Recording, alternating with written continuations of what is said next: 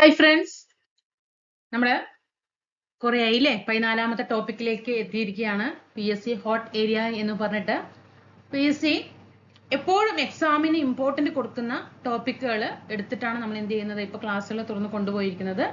നല്ല രീതിയിൽ കമന്റ് ചെയ്യുന്ന എല്ലാ കൂട്ടുകാർക്കും, കമന്റ് ചെയ്യാൻ കാണിക്കുന്ന ആ മനസ്സിന് തന്നെ ആദ്യം ഒരു നന്ദി പറയുകയാണ്.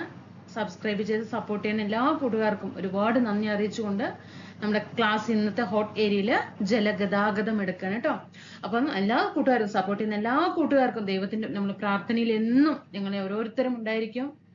ലക്ഷ്യസ്ഥാനത്തേക്ക് എത്രയും പെട്ടെന്ന് കൂട്ടുകാരുടെ എല്ലാ എന്താ പറയുക ബുദ്ധിമുട്ടുകളൊക്കെ തരണം ചെയ്തുകൊണ്ട് തന്നെ നല്ലൊരു ലക്ഷ്യസ്ഥാനത്തേക്ക് എത്തിച്ചേരട്ടെ എന്ന് മാത്രമാണ് എനിക്ക് ആത്മാർത്ഥമായിട്ടുള്ള എൻ്റെ കൂട്ടുകാരോട് പറയാനുള്ളത്. ഓരോ സമയവും എന്താണ് അതിനായിട്ട് മാറ്റിവെക്കുക, ഉഴപ്പാതെ തന്നെ പഠിച്ചു മാറ്റാനായിട്ട് ശ്രമിക്കുക കേട്ടോ. അപ്പൊ നമുക്ക് കൂടുതൽ ലാഗ് ചെയ്യിപ്പിക്കുന്നതിലൊന്നും കാര്യമില്ല. എക്സാമുകൾ ഇത് അടുത്ത് വരുന്നു, നന്നായിട്ട് പഠിക്കുക കേട്ടോ. അപ്പൊ ജലഗതാഗതം എന്ന ടോപ്പിക്ക് ഏറ്റവും ഇമ്പോർട്ടന്റ് ഉള്ള ഒരു ടോപ്പിക്കാണ്. നമുക്ക് എന്ത് ചെയ്യാം, ഡീറ്റെയിൽ ആയിട്ട് തന്നെ പഠിച്ചു പോകാം. പ്രീവിയസ് ആയിട്ട് വന്നിട്ടുള്ള ക്വസ്റ്റ്യൻസ് ഉണ്ടെങ്കിൽ ഞാൻ ഒപ്പം പറഞ്ഞതിനനുസരിച്ച് പ്രീവിയസ് ക്വസ്റ്റ്യൻ ആണ് എന്നും കൂടിയിട്ട് ഒപ്പം പറഞ്ഞു തരാം. അത് നിങ്ങൾ ഒപ്പം പഠിക്കണം കേട്ടോ. അപ്പൊ നമ്മൾ ഇന്ന് എടുക്കുന്നത് ജലഗതാഗതമാണ്. നമ്മുടെ കേരളത്തിലെ ജലഗതാഗതമാണ്. നമുക്ക് കേരളത്തിലെ ജോഗ്രഫിയിൽ വരുന്ന ഒരു ഏരിയ ആണ്. അപ്പൊ നമുക്ക് ജലഗതാഗതം പറയുമ്പോൾ തന്നെ പ്രീവിയസ് ആയിട്ട് ചോദിച്ചിട്ടുണ്ട്, നമ്മുടെ ഗതാഗത മാർഗങ്ങളിൽ ഏറ്റവും ചെലവ് കുറഞ്ഞ ഗതാഗത മാർഗം ഏത് എന്ന് ചോദിച്ചിട്ടുണ്ട്. അത് ഏത് തന്നെയാണ്? നമ്മുടെ ജലഗതാഗതം തന്നെയാണ്. ഇപ്പൊ റോഡ് വേ ആണെങ്കിലും എയർവേ ആണെങ്കിലും ഒക്കെ എന്താണ്, അത് കൂടുതൽ ചെലവ് കൂടുതലാണ്. പക്ഷെ വാട്ടർ സർവീസ് എന്ന് പറയുമ്പോൾ അതെന്താണ്, വാട്ടർ ട്രാൻസ്പോർട്ട് എപ്പോഴും നമുക്ക് ചെലവ് കുറവാണ്. അപ്പൊ ചെലവ് കുറവാണ് ഏതിന്? ജലഗതാഗത മാർഗത്തിന്. അപ്പൊ അത് പ്രീവിയസ് ആയിട്ട് ചോദിച്ച ക്വസ്റ്റ്യൻ ആണ്. അതുപോലെ നമ്മുടെ ഇന്ത്യയില് ഇത് പ്രീവിയസ് ക്വസ്റ്റ്യൻ ആണ് കേട്ടോ.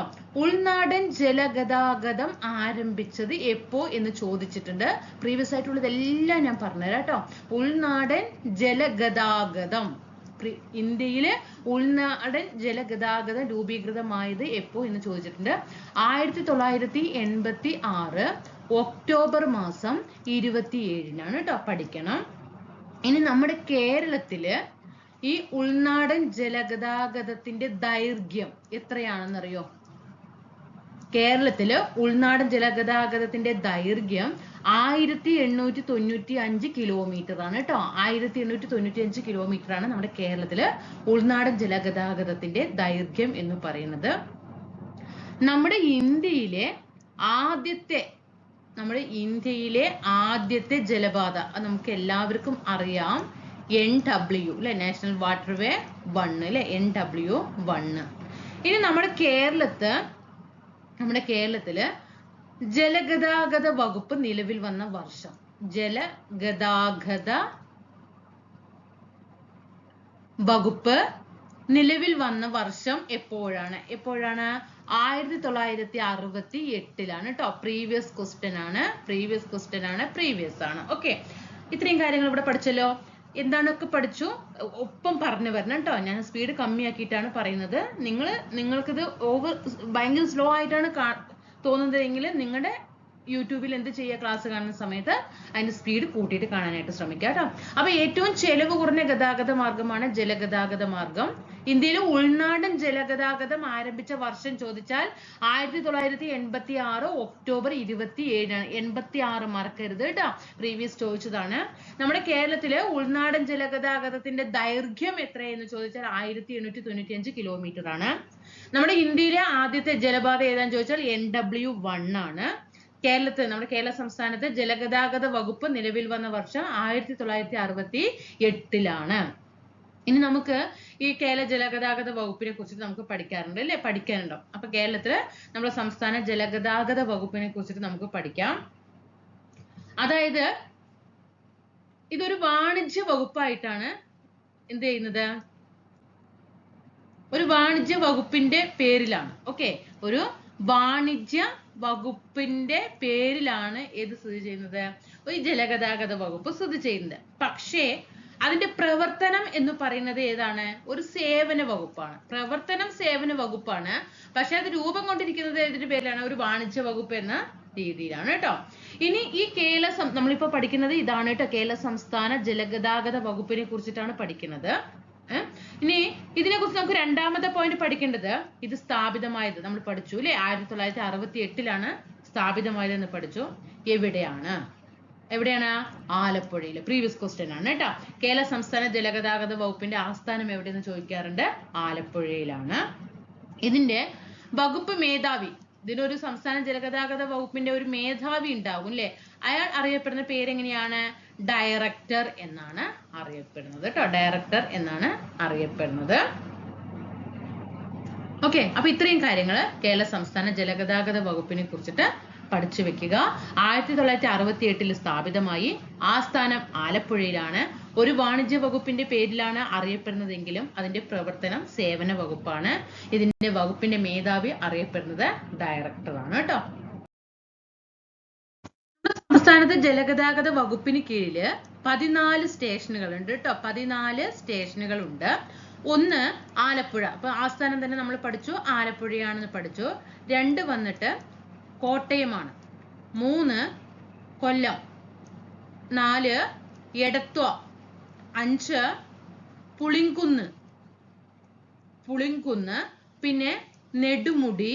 14 സ്റ്റേഷനുകളുടെ പേരാണ്. ജസ്റ്റ് ഒന്ന് പറഞ്ഞു തരുന്നേ ഉള്ളൂ, പഠിക്കേണ്ട ആവശ്യമില്ല, ജസ്റ്റ് ഒന്ന് ഓടിച്ചു വിടുക കേട്ടോ.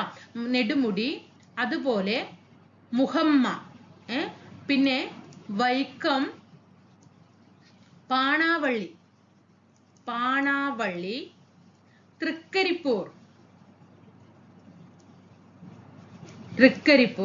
ചങ്ങനാശ്ശേരി, അതുപോലെ തന്നെ കാവാലം, എറണാകുളം, പറശ്ശിനിക്കടവ്. ഇതൊക്കെ എന്താണ്? 14 സ്റ്റേഷനുകൾ, ജലഗതാഗത വകുപ്പിന് കീഴിലുള്ള 14 സ്റ്റേഷനുകളാണ്. നമ്മുടെ സംസ്ഥാനത്തെ ജലഗതാഗത വകുപ്പിന്റെ ആസ്ഥാനം എവിടെ പഠിച്ചത്? നമ്മള് ആലപ്പുഴയാണ് പഠിച്ചു അല്ലെ. ഇനി നമ്മുടെ കേരളത്തിലെ മേജർ തുറമുഖം ഏതാണ്? നമ്മുടെ കേരളത്തിലെ മേജർ തുറമുഖം പഠിച്ചവരൊക്കെ ഒപ്പം പറഞ്ഞു വരണം കേട്ടോ. ഒപ്പം പറഞ്ഞു വരണം, മിണ്ടാതിരിക്കാൻ പാടില്ല. നിങ്ങൾ അവിടെ പറഞ്ഞിരിക്കണം ആൻസർ കേട്ടോ. പഠിച്ചു കഴിഞ്ഞവര് കേരളത്തിലെ മേജർ തുറമുഖം ഏതാണ്? കൊച്ചിയാണ് അല്ലെ. കേരളത്തിലെ മേജർ തുറമുഖം കൊച്ചിയാണ്. ഇനി ഈ കൊച്ചി കപ്പൽ നിർമ്മാണശാല രൂപീകൃതമായ വർഷം 1972 കേട്ടോ. കേരളത്തിലെ മേജർ തുറമുഖം കൊച്ചി. മേജർ തുറമുഖം നിലവിൽ വന്നത് 1972 മലപ്പുറം ജില്ലയില് എവിടെയാണ്? മലപ്പുറത്ത് കേട്ടോ. മലപ്പുറം ജില്ലയിൽ ഒരു തുറമുഖമുണ്ട്. ഒരൊറ്റ തുറമുഖമേ ഉള്ളൂ മലപ്പുറം ജില്ലയിൽ. അത് ഏതാണ്? പൊന്നാനിയാണ് കേട്ടോ. പൊന്നാനിയാണ് മലപ്പുറം ജില്ലയിലെ ഏക തുറമുഖം. പൊന്നാനി. പ്രീവിയസ് ക്വസ്റ്റ്യൻ ആണ്. ഇന്ത്യൻ നാവിക അക്കാദമി സ്ഥിതി ചെയ്യുന്നത് എവിടെയാണ്? ഇന്ത്യൻ നാവിക അക്കാദമി. പറഞ്ഞേ. ഇന്ത്യൻ നാവിക അക്കാദമി എവിടെയാണ്? ഏഴിമല. പ്രീവിയസ് ആണ്. ഏഴിമല എവിടെ? കണ്ണൂര്. ഏഴിമല എവിടെയാണ്? കണ്ണൂർ ജില്ലയിലാണ്. പ്രീവിയസ് ക്വസ്റ്റ്യൻ ആണ്. പ്രീവിയസ്. ഓക്കെ. ഇനി കൊച്ചി തുറമുഖത്തിന്റെ ശില്പി ആരാണ്? കൊച്ചി തുറമുഖത്തിന്റെ ശില്പി ആര്? കൊച്ചി തുറമുഖത്തിന്റെ ശില്പി റോബർട്ട് ബ്രിസ്റ്റോ. പ്രീവിയസ് ആണ്. റോബർട്ട് ബ്രിസ്റ്റോ ആണ്. നമ്മൾ ഇന്ത്യൻ നാവിക അക്കാദമിയുടെ ആസ്ഥാനം ഏഴിമല, കണ്ണൂര് പറഞ്ഞു അല്ലെ. എങ്കിൽ ദക്ഷിണ നാവിക അക്കാദമിയുടെ ആസ്ഥാനം എവിടെയാണ്? കൊച്ചി. ഓക്കെ. ഇന്ത്യൻ നാവിക അക്കാദമി എവിടെയെന്ന് ചോദിച്ചാൽ ഏഴിമല, കണ്ണൂര്. ദക്ഷിണ നാവിക അക്കാദമിയുടെ ആസ്ഥാനം എവിടെയെന്ന് ചോദിച്ചാൽ കൊച്ചി. രണ്ടും കണക്ട് ചെയ്ത് പഠിക്കണം കേട്ടോ. ഇന്ത്യൻ നാവിക അക്കാദമി ചോദിച്ചാൽ ഏഴിമല, കണ്ണൂര്. ദക്ഷിണ നാവിക അക്കാദമി എവിടെയെന്ന് ചോദിച്ചാൽ കൊച്ചിയാണ്. മറക്കരുത്. കൊച്ചിയെ അറബിക്കടലിന്റെ റാണി എന്ന് വിശേഷിപ്പിച്ചത് ആരാണ്? കൊച്ചിയെ അറബിക്കടലിന്റെ റാണി എന്ന് വിശേഷിപ്പിച്ചത് ആരാണ്? R.K. Shanmugham Chetty. Okay, പഠിച്ചല്ലോ.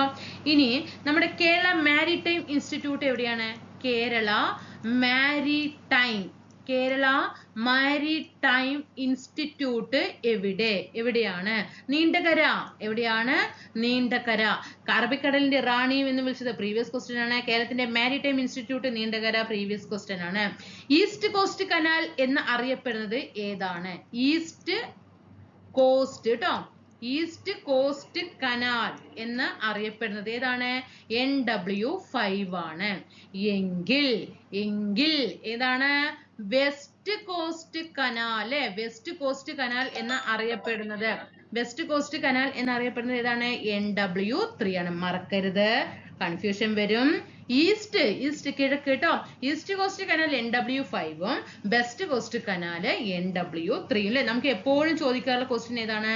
West coast കനാലാണ് എപ്പോഴും ചോദിക്കാറുള്ളത്. NW3 നിലവിൽ വന്നത് എപ്പോഴാണ്? 1993. 3 കണ്ടോ, 1993 കേട്ടോ. ഇനി വെസ്റ്റ് കോസ്റ്റ് കനാൽ സിസ്റ്റത്തിന്റെ ദൈർഘ്യം എത്രയാണ്? എത്ര നീളമുണ്ട്? 560 കിലോമീറ്റർ കേട്ടോ. വെസ്റ്റ് കോസ്റ്റ് കനാൽ NW3 എന്നറിയപ്പെടുന്നു. 1993 നിലവിൽ വന്നത്. ദൈർഘ്യം 563 കിലോമീറ്റർ ആണ്. വെസ്റ്റ് കോസ്റ്റ് കനാൽ സിസ്റ്റത്തിന്റെ ആകെ നീളം 560 കിലോമീറ്റർ ആണ്. ഓക്കെ, ഇനി നമ്മുടെ കേരളത്തില് ദേശീയ ജലപാതകളുണ്ട് അല്ലേ? കേരളത്തിലെ ദേശീയ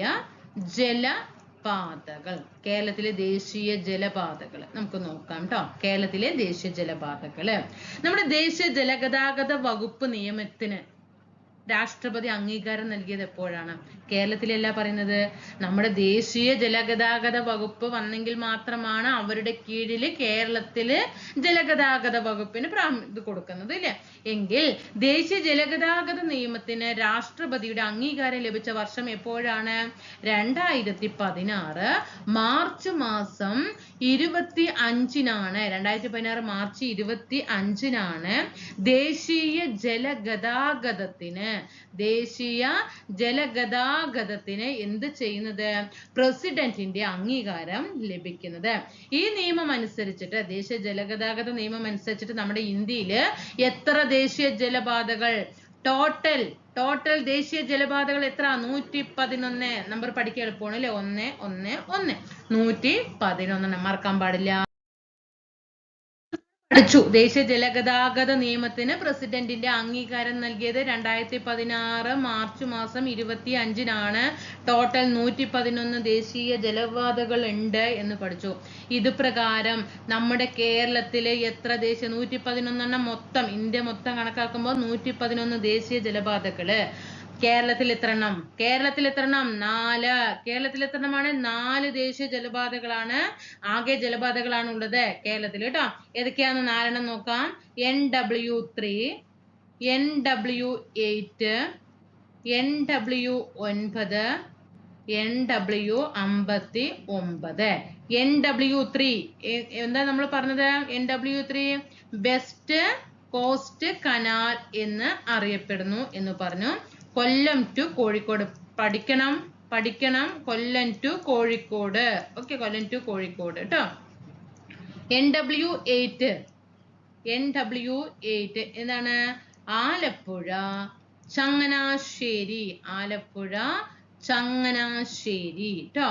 ഇനി NW9 ആലപ്പുഴ കോട്ടയം. ഇനി NW59 കോട്ടയം ടു വൈക്കം. അപ്പൊ 4 ആൾക്കാരെ പഠിച്ചു വെക്കണം. NW3, NW8, NW9, NW59. NW3 west coast canal Kollam to Kozhikode, previous ചോദിച്ചതാണ്. NW8 Alappuzha Changanassery, NW9 Alappuzha Kottayam, NW59 Kottayam to Vaikom. മറക്കരുത്. ഇനി നമ്മുടെ ഈ 111 ദേശീയ ജലപാതകൾ എന്ന് നമ്മൾ പറഞ്ഞിട്ടുണ്ടല്ലോ. അതില് കേരളത്തിൽ നിന്ന് ആരംഭിക്കും. എങ്ങനെയാണ്? കേരളത്തിൽ നിന്ന് ആരംഭിക്കും. പക്ഷെ ഭൂരിഭാഗവും എവിടെയാണ്? തമിഴ്നാട്ടിലാണ്. കേരളത്തിൽ നിന്ന് ആരംഭിക്കുന്നുണ്ട്, പക്ഷെ ഭൂരിഭാഗം പ്രദേശവും തമിഴ്നാട്ടിൽ ഉൾപ്പെടുന്നതുമായിട്ടുള്ള ദേശീയ ജലപാത ഏതാണ്? NW13 ആണ് കേട്ടോ. NW13. എത്രയാണ്? NW13. ഓക്കെ, എങ്ങനെയാണ് ബന്ധിപ്പിക്കുന്നത്? പൂവാർ ഇരയിമ്മൻ തുറൈ കേട്ടോ. NW13 കേരളത്തിൽ നിന്ന് ആരംഭിക്കുമെങ്കിലും ഭൂരിഭാഗവും പ്രദേശവും എവിടെയാണ്? തമിഴ്നാട്ടിൽ കേട്ടോ. നമ്മുടെ കേരളത്തിൽ പാലങ്ങളുണ്ട് അല്ലെ? കേരളത്തിൽ കുറെ പാലങ്ങളുണ്ട്. അങ്ങനെ എല്ലാ പാലങ്ങളും, ഇപ്പൊ നമ്മുടെ വീട്ടിനടുത്ത് കൂടെ ഒരു പഴയൊരു പാലം ഉണ്ടാവും. ആ പാലം ഒന്നും പഠിക്കണ്ട അല്ലെ? അപ്പോ ഇമ്പോർട്ടന്റ് ആയിട്ടുള്ള പാലമാണ് എന്ത്? മാർത്താണ്ഡവർമ്മ പാലം അല്ലെ? മാർത്താണ്ഡവർമ്മ പാലം എവിടെയാണ്? ആലുവയിൽ ഇല്ലേ മാർത്താണ്ഡവർമ്മ പാലം, ആലുവ. ഗോശ്രീ പാലം എവിടെയാണ്? ഗോശ്രീ പാലം കൊച്ചിയാണ്, കൊച്ചി. പിന്നെ വള്ളംകുളം പാലം എവിടെയാണ്? പത്തനംതിട്ടയാണ് കേട്ടോ, പത്തനംതിട്ട. ചമ്രവട്ടം പാലം, ചമ്രവട്ടം എവിടെയാണ്? മലപ്പുറത്ത് കേട്ടോ. ഇനി നമ്മുടെ സംസ്ഥാനത്ത് ആദ്യത്തെ ലിഫ്റ്റ് പാലം, ലിഫ്റ്റ് കേട്ടോ, നമ്മുടെ സംസ്ഥാനത്തെ ആദ്യത്തെ ലിഫ്റ്റ് പാലം നിലവിൽ വരുന്നത് എവിടെയാണ്? കറണ്ട് അഫെയറിൽ പഠിക്കാനുള്ളതാണ്. നമ്മുടെ സംസ്ഥാനത്തെ ആദ്യത്തെ ലിഫ്റ്റ് പാലം നിലവിൽ വരുന്നത് എവിടെയാണ്? ലിഫ്റ്റ് പാലം വരുന്നത് കരിക്കകമാണ് കേട്ടോ. എവിടെയാണ്? കരിക്കകം എവിടെ? തിരുവനന്തപുരത്ത്. കറണ്ട് അഫെയർ ആണ്. നമ്മുടെ സംസ്ഥാനത്തെ ആദ്യത്തെ ലിഫ്റ്റ് പാലം നിലവിൽ വരുന്നത് കരിക്കകം, തിരുവനന്തപുരം. ഇനി നമ്മുടെ സംസ്ഥാനത്ത് ആദ്യത്തെ, ഇത് ചോദിച്ച ക്വസ്റ്റ്യൻ ആണ്, ഇത് കറണ്ട് അഫെയറിൽ വന്നു ക്വസ്റ്റ്യൻ. ദീപാലംകൃത പാലം, നമ്മുടെ സംസ്ഥാനത്തെ ആദ്യത്തെ ദീപാലംകൃത പാലം ഏതാണ്? ഫറോക്ക് കേട്ടോ, ഫറോക്ക് പാലം കോഴിക്കോടാണ്. ഇനി നമ്മുടെ സംസ്ഥാനത്ത് സിനിമ ടൂറിസം, ആദ്യത്തെ സിനിമ ടൂറിസം കേന്ദ്രമായിട്ട് മാറുന്നത് ഏത് പാലമാണ്? വെള്ളായണി കിരീടം പാലമാണ് കേട്ടോ, വെള്ളായണി കിരീടം പാലം കേട്ടോ. ആദ്യത്തെ ലിഫ്റ്റ് പാലം ഏതെന്ന് ചോദിച്ചാൽ കരിക്കകം, തിരുവനന്തപുരം. ആദ്യത്തെ ദീപാലംകൃത പാലം ഏതെന്ന് ചോദിച്ചാൽ ഫറോക്ക് കോഴിക്കോട്. ആദ്യത്തെ സിനിമ ടൂറിസം കേന്ദ്രമാകുന്നത് എവിടെയെന്ന് ചോദിച്ചാൽ വെള്ളായണി കിരീടം പാലം കേട്ടോ, വെള്ളായണി കിരീടം പാലം.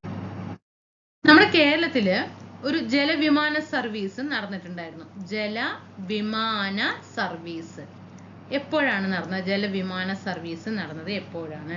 2013 കേട്ടോ, 2013 ജൂൺ മാസം 2-ാം തീയതിയാണ് അഷ്ടമുടി കായലിലാണ് കേട്ടോ, അഷ്ടമുടി കായലിലാണ് ആദ്യത്തെ ജലവിമാന സർവീസ് നടക്കുന്നത്.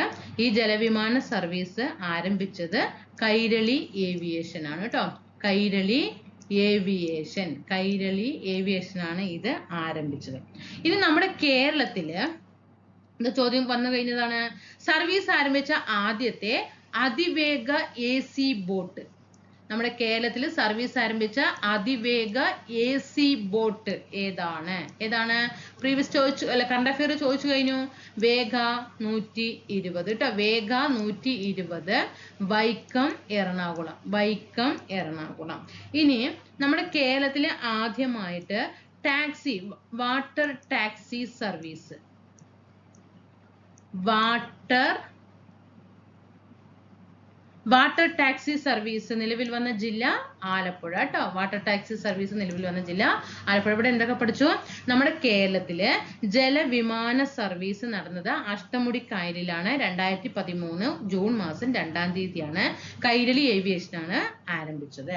നമ്മുടെ കേരളത്തിലെ അതിവേഗ AC ബോട്ട് വേഗ 120, വൈക്കം എറണാകുളം. ഇത് പ്രീവിയസ് ആണ്. കേരളത്തിലെ വാട്ടർ ടാക്സി സർവീസ് ആരംഭിച്ചത് ആലപ്പുഴ ജില്ലയിലാണ്. നമ്മുടെ ഇന്ത്യയിലെ ആദ്യത്തെ സോളാർ ബോട്ട് ഏതാണ്? ഇന്ത്യയിലെ ആദ്യത്തെ സോളാർ ബോട്ട് കിട്ടുന്നുണ്ടോ? ആൻസർ കിട്ടുന്നുണ്ടോ നിങ്ങൾക്ക്? ആദിത്യ അല്ലെ, ഇന്ത്യയിലെ ആദ്യത്തെ സോളാർ ബോട്ടാണ് ആദിത്യ സോളാർ ബോട്ട് വൈക്കം തൂണക്കടവാണ് കേട്ടോ, വൈക്കം ടു തൂണക്കടവ്. ഇനി ആദിത്യ ബോട്ട് ആരംഭിച്ചത് എപ്പോഴാണ്? 2017 ജനുവരി മാസം 12-ാം തീയതി കേട്ടോ, 2017 ജനുവരി 12-നാണ് ഇന്ത്യയിലെ ആദ്യത്തെ സോളാർ ബോട്ടായിട്ടുള്ള ആദിത്യ ആരംഭിച്ചത് കേട്ടോ, ആദിത്യ ആരംഭിച്ചത്. ഇനി നമ്മുടെ ഇന്ത്യയിലെ ഏറ്റവും വലിയ തടാക തുറമുഖം ഏതാണ്? ഇന്ത്യയിലെ ഏറ്റവും വലിയ, പ്രീവിയസ് ക്വസ്റ്റ്യൻ ആണ്, ഇന്ത്യയിലെ ഏറ്റവും വലിയ തടാക തുറമുഖം കൊച്ചിയാണ് കേട്ടോ, തടാക തുറമുഖം കൊച്ചിയാണ്. കൊച്ചിൻ സാഗ എന്ന പുസ്തകത്തിന്റെ രചയിതാവ് ആരാണ്? കൊച്ചിൻ സാഗ എന്ന ബുക്ക് ആരുടേതാണ്? റോബർട്ട് ബ്രിസ്റ്റോ കേട്ടോ. ഓക്കെ, അത്രയും കാര്യങ്ങൾ. ഇനി ഈ കൊച്ചി തുറമുഖം ഉദ്ഘാടനം ചെയ്തത് എപ്പോഴാണ്? കൊച്ചി തുറമുഖം ഉദ്ഘാടനം ചെയ്തത് എപ്പോഴാണ്? 1928 മെയ് മാസം 26-നാണ് കൊച്ചി തുറമുഖം ഉദ്ഘാടനം ചെയ്തത്. ഈ കൊച്ചി തുറമുഖത്തെ മേജർ തുറമുഖമായിട്ട് പ്രഖ്യാപിച്ചത് 1936-ലാണ് കേട്ടോ. 1936-ലാണ്. ഇനി കൊച്ചി തുറമുഖത്ത് എത്തിയ ആദ്യത്തെ കപ്പൽ ഏതാണ്? കൊച്ചി തുറമുഖത്ത് എത്തിയ ആദ്യ കപ്പൽ. അപ്പൊ നമ്മൾ കൊച്ചി തുറമുഖം പഠിച്ചപ്പോ കൊച്ചി തുറമുഖം ഉദ്ഘാടനം ചെയ്തത് 1928-ലാണ് എന്ന് പറഞ്ഞു. കൊച്ചി തുറമുഖത്തെ മേജർ തുറമുഖമായിട്ട് പ്രഖ്യാപിച്ചത് 28 കഴിഞ്ഞിട്ട് 36-നാണ് കൊച്ചി തുറമുഖത്തെ മേജർ തുറമുഖമായിട്ട് പ്രഖ്യാപിച്ചത് എന്ന് പറഞ്ഞു. ഇനി കൊച്ചി തുറമുഖത്തെ എത്തിയ ആദ്യത്തെ കണ്ടെയ്നർ കപ്പൽ ഏതാണ്? പ്രസിഡന്റ് ടൈലർ കേട്ടോ. പ്രസിഡന്റ് ടൈലർ ആണ് കൊച്ചി തുറമുഖത്ത് എത്തിയ ആദ്യത്തെ കണ്ടെയ്നർ കപ്പൽ. പ്രസിഡന്റ് ടൈലർ ആണ്. 1973. ഇനി കൊച്ചി തുറമുഖത്തിന്റെ നിർമ്മാണത്തിന് മേൽനോട്ടം വഹിച്ച കൊച്ചിൻ പോർട്ട് ട്രസ്റ്റ് രൂപീകൃതമായ വർഷം എപ്പോഴാണ്? 1964-ആണ് കൊച്ചിൻ പോർട്ട് ട്രസ്റ്റ് നിലവിൽ വന്നത്. 1964 ഫെബ്രുവരിയിലാണ്. ഇനി നമുക്ക് വിഴിഞ്ഞം തുറമുഖത്തെ കുറിച്ചിട്ട് പഠിക്കേണ്ടതുണ്ട്. വിഴിഞ്ഞം തുറമുഖം എന്തൊക്കെയാണ്? വിഴിഞ്ഞം തുറമുഖത്തെ കുറിച്ചിട്ട് പഠിക്കാനുള്ള കാര്യങ്ങള്. നമ്മുടെ കേരളത്തിൽ ഇപ്പൊ നിർമ്മാണത്തിലുള്ള പുതിയൊരു അന്താരാഷ്ട്ര തുറമുഖമാണ് അല്ലെ വിഴിഞ്ഞം തുറമുഖം എന്ന് പറയുന്നത്. ആരാണ് കമ്പനി? ഏത് കമ്പനിയാണ് വിഴിഞ്ഞം തുറമുഖം? അദാനി കമ്പനിയാണ് അല്ലെ. അദാനി പോർട്സ് ആണ് വിഴിഞ്ഞം തുറമുഖത്തിന്റെ ചുമതലയുള്ള കമ്പനി. ഇനി അതിന്റെ നിർമ്മാണ ഉദ്ഘാടനം എപ്പോഴായിരുന്നു? അതായത് നിർമ്മിക്കണം എന്ന് പറഞ്ഞിട്ട് ഉദ്ഘാടനം ചെയ്തത് എപ്പോഴാണ്? 2015-ലാണ് കേട്ടോ.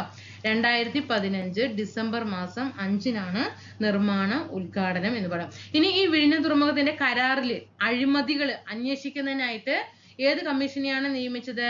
CN രാമചന്ദ്രൻ നായർ കമ്മീഷനാണ് കേട്ടോ. രാമചന്ദ്രൻ നായർ. വിഴിഞ്ഞം തുറമുഖം എന്ന് കേൾക്കുമ്പോൾ തന്നെ അവിടെ വല്ല അഴിമതികളും ഉണ്ടെങ്കിൽ അതിനെക്കുറിച്ച് അന്വേഷിക്കാൻ വേണ്ടിയിട്ടാണ് CN രാമചന്ദ്രൻ നായർ കമ്മീഷൻ വന്നത് കേട്ടോ. ഇനി ഇന്ത്യയിലെ ഏറ്റവും വലിയ ആഴക്കടൽ തുറമുഖമാണ് ഏത്? വിഴിഞ്ഞം തുറമുഖം എന്ന് പറയുന്നത്. നമ്മുടെ രാജ്യത്തെ ആദ്യത്തെ ട്രാൻസ്ഷിപ്മെന്റ് തുറമുഖമാണ് കേട്ടോ. നമ്മുടെ രാജ്യത്തെ ആദ്യത്തെ, ഇത് ചോദിച്ച ക്വസ്റ്റ്യൻ ആണ്, ആദ്യത്തെ ട്രാൻസ്ഷിപ്മെന്റ് തുറമുഖം കൂടിയിട്ടാണ് വിഴിഞ്ഞം തുറമുഖം. ഇനി വിഴിഞ്ഞം തുറമുഖം ഔദ്യോഗികമായിട്ട് ഉദ്ഘാടനം ചെയ്തത് എപ്പോ? എന്ന് ചോദിച്ചാൽ 2023 ഒക്ടോബർ മാസം 15 കേട്ടോ. ഒക്ടോബർ 15. ഇനി വിഴിഞ്ഞം തുറമുഖത്ത് എത്തിയ ആദ്യത്തെ കപ്പൽ ഏതാണ്? വിഴിഞ്ഞം തുറമുഖത്ത് എത്തിയ ആദ്യത്തെ കപ്പൽ കറണ്ട് അഫെയർ നമ്മൾ പഠിക്കാറുണ്ട് അല്ലെ. ഷെൻഹുവ 15. എവിടുന്നാണ്? ചൈന കേട്ടോ. ഷെൻഹുവ 15. ഇനി വിഴിഞ്ഞം തുറമുഖത്ത് എത്തുന്ന രണ്ടാമത്തെ കപ്പൽ ഏതാണ്? ഫസ്റ്റത്തെ ഷെൻഹുവ 15 ചൈനയിൽ നിന്നുള്ളത് പറഞ്ഞു. രണ്ടാമത്തെ കപ്പൽ ഏതാണ്? ഷെൻഹുവ 29 കേട്ടോ. ഷെൻഹുവ 29. ഇനി ISPS ഉണ്ടല്ലോ, നമ്മുടെ international ship and port facility security code certification ലഭിച്ച കേരളത്തിലെ തുറമുഖങ്ങളാണ്. ISPS സർട്ടിഫിക്കേഷൻ ലഭിച്ച നമ്മുടെ കേരളത്തിലെ തുറമുഖങ്ങളാണ്. 1 വിഴിഞ്ഞം, 2 കൊല്ലം, ബേപ്പൂര്, അഴീക്കൽ. പഠിച്ചോളണം കേട്ടോ. ക്വസ്റ്റ്യൻ ചോദിച്ചു കഴിഞ്ഞതാണ്. എന്താണ്? ISPS സർട്ടിഫിക്കേഷൻ ലഭിച്ചത്, international ship and port facilities security code certification ലഭിച്ച കേരളത്തിലെ തുറമുഖങ്ങളാണ് വിഴിഞ്ഞം, കൊല്ലം, ബേപ്പൂർ, അഴീക്കൽ. വിഴിഞ്ഞം ഇന്റർനാഷണൽ സീപോർട്ട് ലിമിറ്റഡിന്റെ MD ആരാണ്? വിഴിഞ്ഞം ഇന്റർനാഷണൽ സീപോർട്ട് കേട്ടോ. വിഴിഞ്ഞം ഇന്റർനാഷണൽ സീപോർട്ടിന്റെ കിട്ടുന്നുണ്ട്. വിഴിഞ്ഞം തുറമുഖത്തെത്തുന്ന 2 കപ്പലും പഠിച്ചിരിക്കണം കേട്ടോ. അത് ഷെൻഹുവ 15 2023 ചോദിച്ച ക്വസ്റ്റ്യൻ രണ്ട് മൂന്ന് ക്വസ്റ്റ്യൻ പേപ്പറിൽ വന്നിട്ടുണ്ടായിരുന്നു. രണ്ടാമത്തെ കപ്പലും പഠിക്കണം. ഏത്? ഷെൻഹുവ 29 പഠിക്കണം. പിന്നെ ISPS സർട്ടിഫിക്കേഷൻ ലഭിച്ചത് നമ്മൾ പഠിക്കണം. കേരളത്തിലെ തുറമുഖങ്ങൾ അതൊക്കെ കറണ്ട് അഫെയർ ആണ് കേട്ടോ. ഇതൊക്കെ കറണ്ട് അഫെയർ ആണ്. വിഴിഞ്ഞം, കൊല്ലം, ബേപ്പൂർ, അഴീക്കൽ, ഷെൻഹുവ 29, ഷെൻഹുവ 15, വിഴിഞ്ഞം തുറമുഖം ഔദ്യോഗികമായി ഉദ്ഘാടനം ചെയ്തത്, ഇതൊക്കെ കറണ്ട് അഫെയറിൽ വരുന്ന ഭാഗമാണ് കേട്ടോ. ഇനി വിഴിഞ്ഞം ഇന്റർനാഷണൽ ഡിപ്പാർട്ട്മെന്റ് ലിമിറ്റഡിന്റെ MD ആരാണ്? വിഴിഞ്ഞം ഇന്റർനാഷണൽ അത് ക്വസ്റ്റ്യൻ ശ്രദ്ധിക്കണേ. നമ്മള് കറണ്ട് അഫെയറില് വിഴിഞ്ഞം ഇന്റർനാഷണൽ ഡിപ്പാർട്ട്മെന്റ് കേട്ടോ. ക്വസ്റ്റ്യൻ ശ്രദ്ധിക്കണേ. ഡിപ്പാർട്ട്മെന്റ് ആണ് കേട്ടോ. ഡിപ്പാർട്ട്മെന്റ് ലിമിറ്റഡിന്റെ MD ആരെന്ന് ചോദിച്ചാൽ നമ്മുടെ കളക്ടർ ദിവ്യ S അയ്യർ കേട്ടോ. ദിവ്യ S അയ്യർ. പക്ഷേ വിഴിഞ്ഞം ഇന്റർനാഷണൽ സീപോർട്ട് ലിമിറ്റഡിന്റെ എന്ന് പറയുമ്പോ കേട്ടോ,